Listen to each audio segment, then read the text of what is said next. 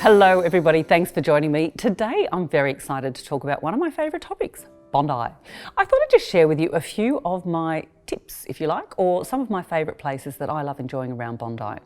For example, did you know one of the wonderful places to sit and have a coffee is right up on the hill up here, up where the masses join for the Anzac Day celebrations, but there's a couple of little park benches. Get a coffee from Brew just up there in North Bondi, sit on the bench and just take in the atmosphere. You're not in the thick of it, it's really nice and quiet. It's actually a lovely place to sit and meditate if you so fancy.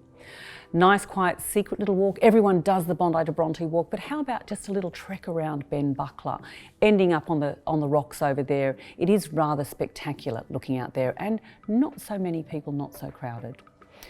Some of our favourite places for shopping. Obviously, Harris Farm is one of the great supporters of local charities. Big supporter of the North Bondi Surf Club. Luke Harris is an active serving member here, but they have some of the best quality fresh produce and they are very COVID mindful. Even the dogs get a bowl of water down there, so it's a wonderful place to go shopping in the best fresh seafood, meat, vegetables, everything. One of the other things that everyone does around in Bondi, of course, is exercise, and Bondi is blessed with loads of personal trainers.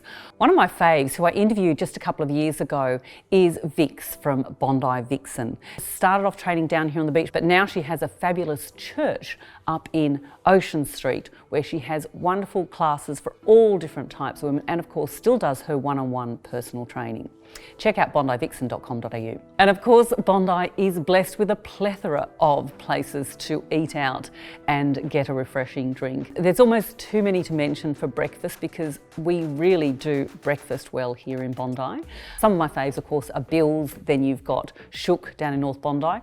Mario makes a wonderful coffee with a smile, but of course coffee is a very political subject in Bondi, and I don't want to get into who makes the best coffee because I do believe everyone in Bondi makes a very good cup of coffee. If you want a nice quiet little cup of coffee, of course there's always the little nook at Gertrude and Alice to browse through some of her wonderful book collection.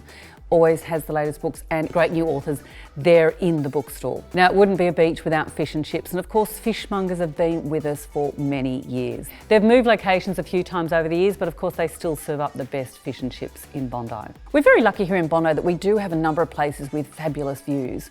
And you know what? Two of the best places with views also happen to be great casual dining with really good fresh food. Of course, North Bondi RSL is my favourite. Very proud to represent them as a board director. I do believe that their schnitzel is probably the best on the beach, and there's nothing better than an Aperol Spritz on a Sunday afternoon sitting on that balcony looking at everybody enjoying the water.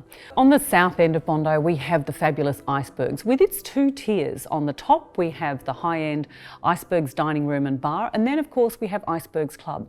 Now what a few people don't know is that Icebergs actually is a public pool. Anyone can go along for a swim. They do of course have the amazing views. Melbourne Cup's a great event that I go to every year there, and it's really wonderful casual dining on the other side of Bondi Beach.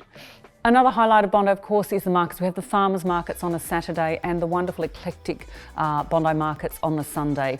One of my faves there, of course, is El Naturel candles, for really good quality candles. So stop off of markets on a Sunday, have a browse at some of the latest fashions, grab some candles and some of those great fresh new flowers. But if you're after a bespoke bunch of flowers, there are two fabulous florists in Bondi, Hiller in North Bondi, or the fabulous Maggie May, who I did interview for my snapshot a few years ago.